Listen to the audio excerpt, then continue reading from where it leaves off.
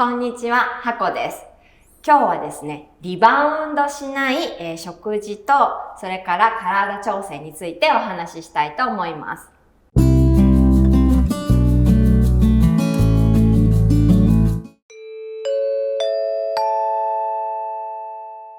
今日も治療家であり、コーチングもされている野上浩一郎さんことこうちゃんに、ゲストにお越しいただきました。で、今日はですね、リバウンドについてお話ししたいんですけど、ダイエットと聞いたらリバウンドっていうのがね、やっぱり皆さん気になると思うんですよね。でも、こうちゃんのダイエット方法はリバウンドしないっていうのがね、しにくい、しないっていう、っ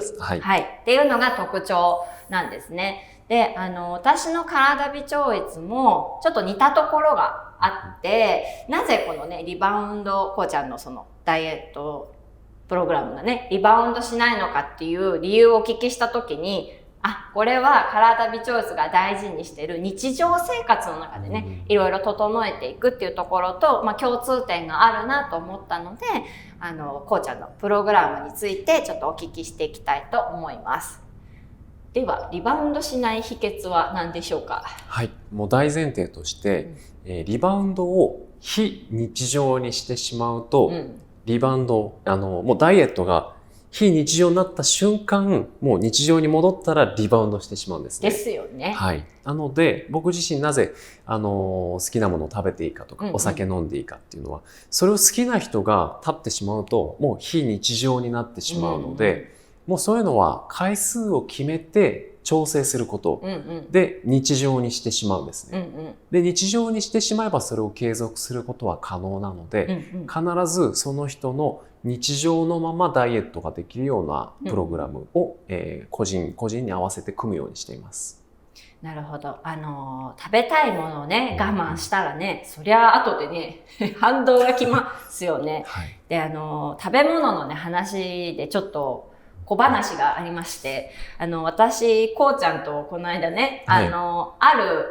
懇親会にちょっと出たんですけれども、食事をね、その場でしていたんですけれども、食べます。で、私も食べると思ってたんですね、こうちゃんは。で、食べる。で、すごい、普通揚げ物とかね、皆さん避けると思うんですけど、関係なく揚げ物を食べる人たちで、最後ポテトのね、揚げ物があったわけですよ。チーズがベシャッとチーズがベヨって、もうみんな避けますよね。今、女性陣とかも、って感じだと思うんですけど、構わず美味しく、私食べてて、もうみんなお腹いっぱいで食べないのかな、これもっと食べちゃおうかなと思ったら、こうちゃんがね、お皿ごと持って行って、こうちゃんが食べてたぐらい、そうですね。その場にいた方たちの誰よりも食べる、誰よりも細い人たちだったんですね。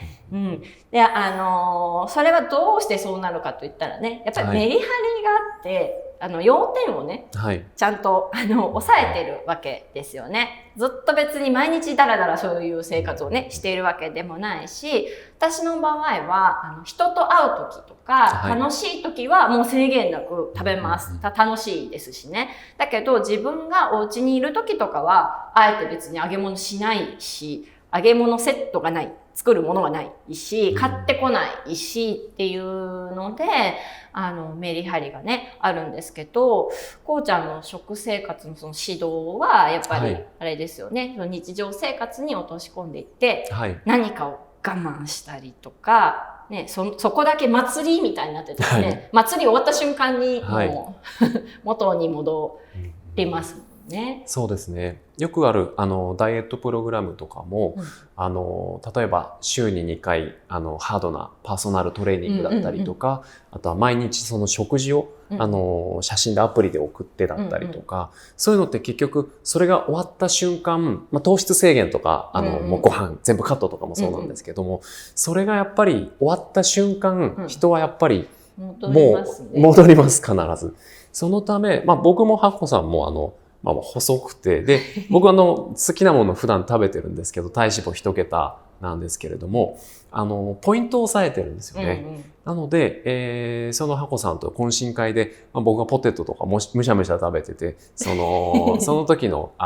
セミナーみたいな感じだったんですけれども、その間も僕はお菓子をむしゃむしゃ食べていて。てるけど、私もお菓子の隣に座ってたので、ついついお菓子を食べてるけど、はい、まあ、普段ね、そうなんです。だから、よく、元から太らない体質なんですねって言われるんですけれども、そういう体質の人ってそんなにいないと思うんですよね。はい。食べたらもちろんお肉はつきますし、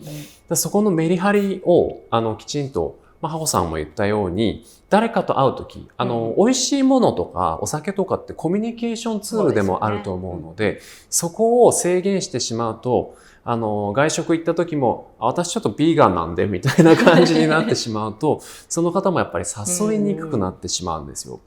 だから、私の場合は、ベース食、普通に体の、健康のいい、例えば和食だったりとか、あとは、俗に低糖質系のもの、あとは娯楽食、こってりしたものだったりとか、お菓子類を分けていて、ベース食を7、娯楽食を3にしましょうという提案をしています。それを最初に、決めないで、娯楽食を0にしてしまうので、その反動で娯楽食が10になってしまう。あるあるですね、多分ね、皆さんね。はい。なので最初から決めておくっていうのを、ハンドルの遊びを決めておくっていうことがすごくリバウンド、予防には大事だと思ってます。それ分かりやすいですね。そのベース食と娯楽食ってね、分かりやすいです。でも今のお話聞いてると、ちょっと前に私食事のね、動画を出しましたけども、私多分何も考えてなくて、多分ベース食とかがあって、で、娯楽食があるんだと思うんですよね。でもそれ意識してないですけど、多分なんか、こうちゃんのそのメニューを勝手にやってた感じだと。もうまさにそのままだと思います。はい。でもそれ別にね、苦痛じゃないんですよ。我慢してないので。はい、何も。行ったら食べるし、もらったら食べるし、別に制限してるわけではないので、でもそれ、一回それが確立したら、ね、そのペースでいくから、リバウンドね、あんまりしないですもんね。そうですね。例えばその人と集まる時とか、じゃあこの日になったらあれ食べられるなとか、そういう楽しみがあれば、別に普段がそんなに、お菓子とか食べなくても、その日があれば頑張れると思うので、そこをやっぱりあんまりキツキツにしてしまうと続かないので、もうそういうルールを決めておくといいと思います。